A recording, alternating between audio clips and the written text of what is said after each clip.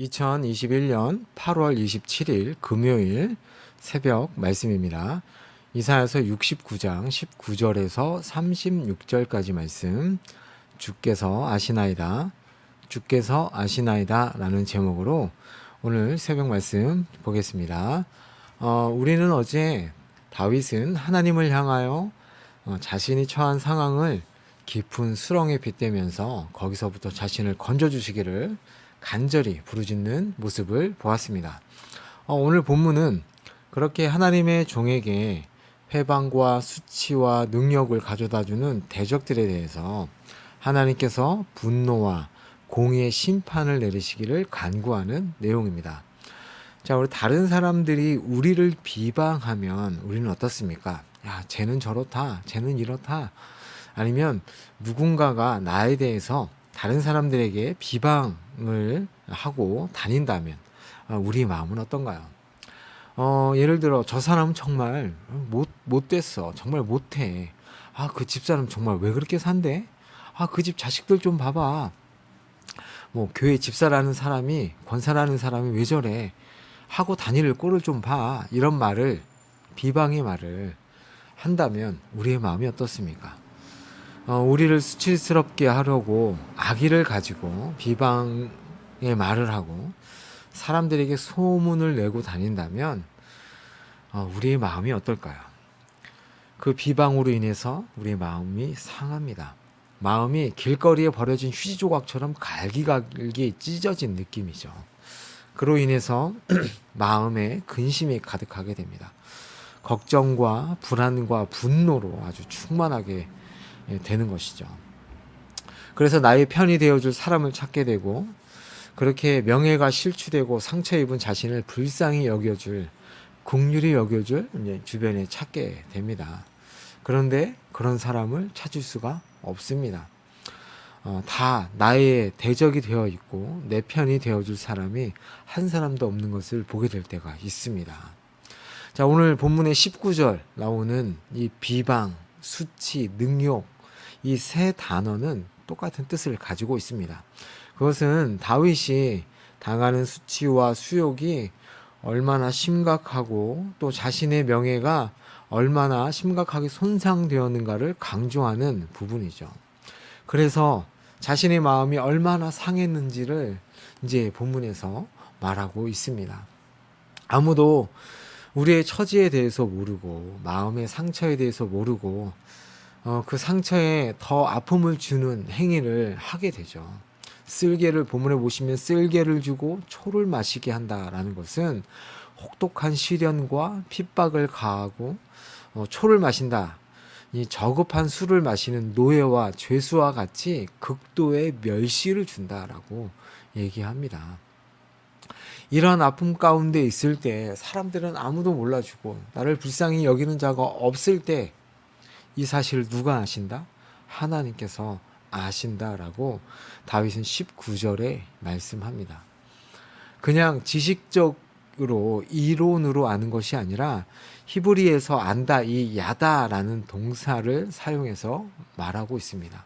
마치 부부가 성관계를 통해서 아는 것처럼 체험적인 암, 인격적인 암, 실제적이고 본질적인 삶에 대해서 얘기한다는 것이죠.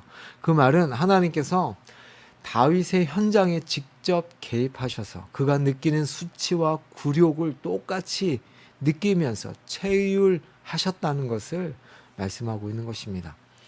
그런 아픔 가운데 있을 때 하나님이 내 옆에서 같이 아파하시면서 울고 계셨다는 말씀입니다.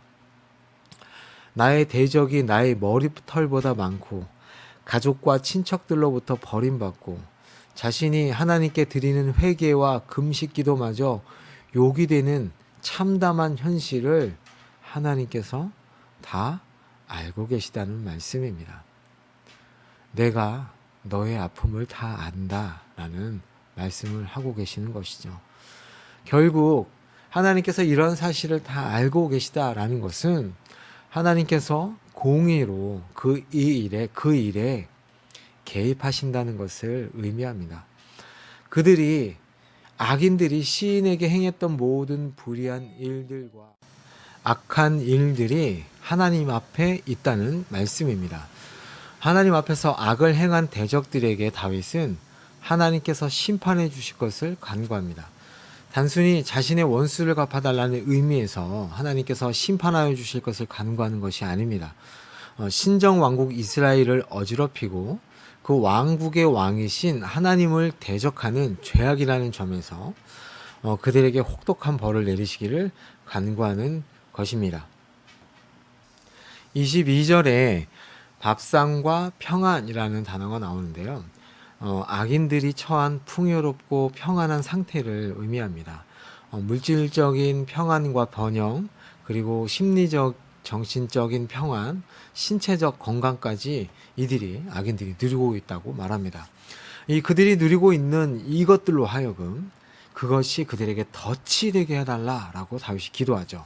그러니까 여기에 보면 덫이라는 것이 부지불식간에 일어나는 거잖아요. 그것처럼 이들에 대한 심판이 그렇게 일어나기를 다윗은 간구하고 있고, 또 자신들이 누리고 있는 그 평안이 이 악인에게 덫이 되어서 하나님에 대한 무지함과 무감각으로 살다가 심판을 받게 해달라는 간구가 바로 다윗의 기도입니다.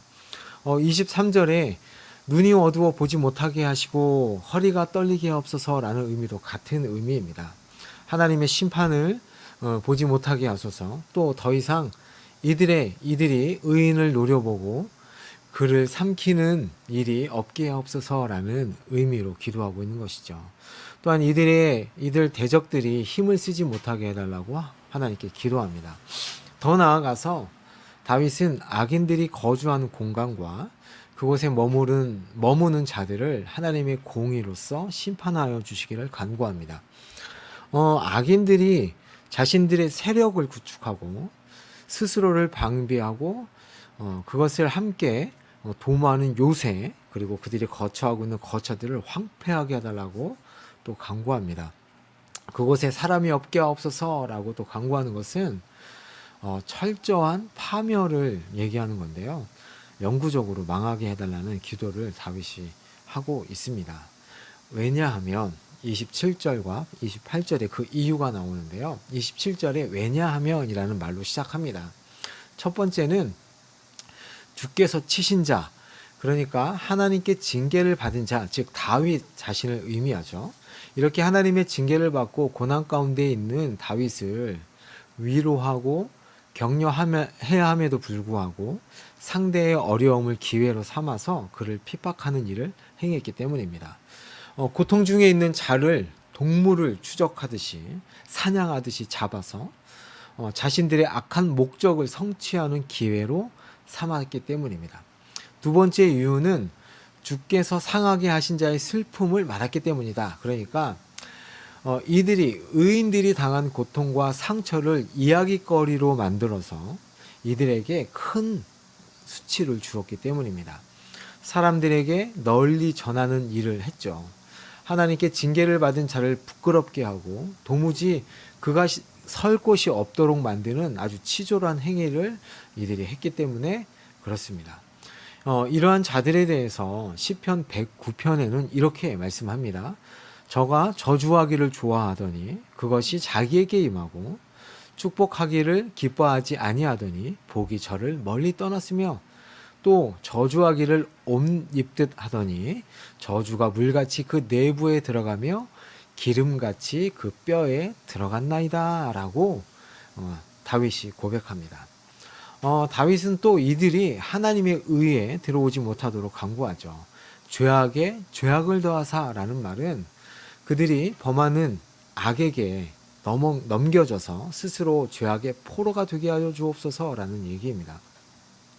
하나님께서 베풀어 주시는 구원의 은총을 맛보지 못하도록 해달라는 간구입니다. 그래서 결국은 어떻게 됩니까? 하나님의 생명의 책에서 이름을 주옵소서라고 못 박아서 얘기하죠. 그 얘기는 영원토록 멸망을 당하도록 해주옵소서라는 간구입니다. 이렇게 기도하면서 다윗은 하나님께 자신의 처지를 아뢰죠. 주님, 저는 가난합니다. 물질적으로도 가난하지만 정신적으로도 너무너무 가난합니다. 악인들로 하여금 고난을 받고 있습니다. 저를 이런 비참한 가운데서 구원하셔서 견고한 성읍처럼 높여 주옵소서. 하나님의 보호 받기를 원합니다. 라고 하나님께 기도합니다. 그리고 나서 바로 그 다음 절에 이러한 기도에 응답되기를 확신하며 찬양하죠. 하나님의 전능하신 능력과 권위와 거룩하심을 밝히 드러내며 제가 찬양하겠습니다. 하나님의 그 광대하심을 자랑하고 증거하여서 온 천하에 드러내겠습니다. 라는 것이 바로 그 말씀의 뜻입니다. 이것이 하나님께 소를 잡아 제사를 드리는 것보다 하나님이 더 기뻐하시는 것이죠. 라고 하면서 하나님께 선언하는 내용입니다. 자, 이러한 자신의 모습을 보고 어떻게 되냐면 곤고한 자들이 기뻐할 것이다 라고 말합니다. 또한 하나님을 앙망하는 자들을 부르면서 그들이 회복되기를 기도하고 있습니다. 또한 다윗은 하나님께서 궁핍한 자의 소리를 들으시고 갇힌 자를 멸시하지 않으신다고 선언하죠. 다윗이 온갖 비난과 수치와 비참함에서 구원하시는 하나님을 경험했기 때문에 이렇게 의로운 자들에게 선언함을 하고 있는 것입니다.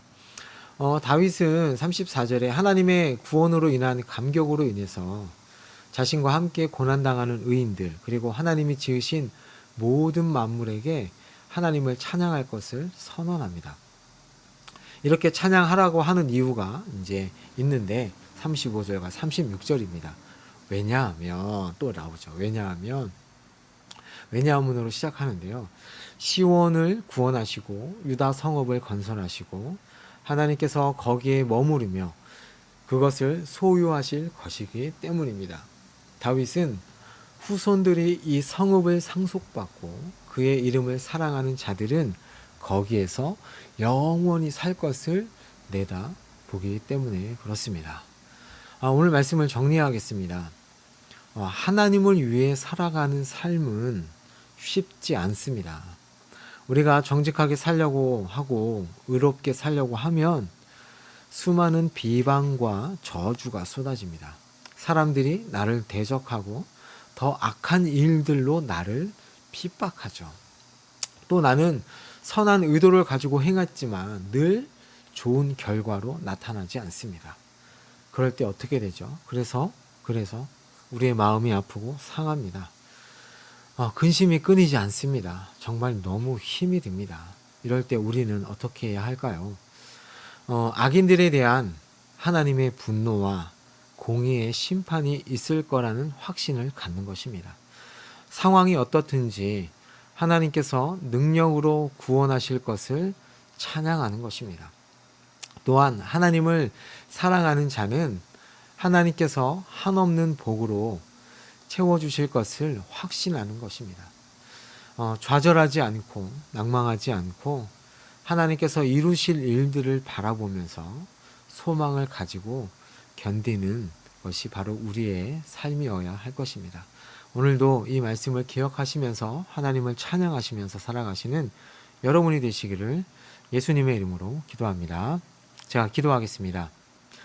하나님 아버지, 하나님을 위해 살아갈 때 우리는 세상의 많은 대적들로부터 공격을 받습니다. 비방과 수치와 능욕을 당합니다. 그래서 마음이 갈기갈기 찢기고 상합니다. 그 일로 인해 근심 가운데 살아갑니다. 그럴 때 하나님이 행하실 일들을 바라보게 하여 주옵소서. 하나님께서 악인은 심판하시며 하나님을 사랑하는 자에게 복을 주실 것을 기대하며 소망을 가지고 살아가게 하여 주옵소서. 우리의 모든 상황을 다 아시는, 옆에서 지켜보고 계시고 같이 체휼하시는 그 주님으로 인해 위로를 얻게 하시고 그 가운데 저희들이 소망을 가지고 살아가게 하여 주옵소서. 예수님의 이름으로 기도합니다. 아멘.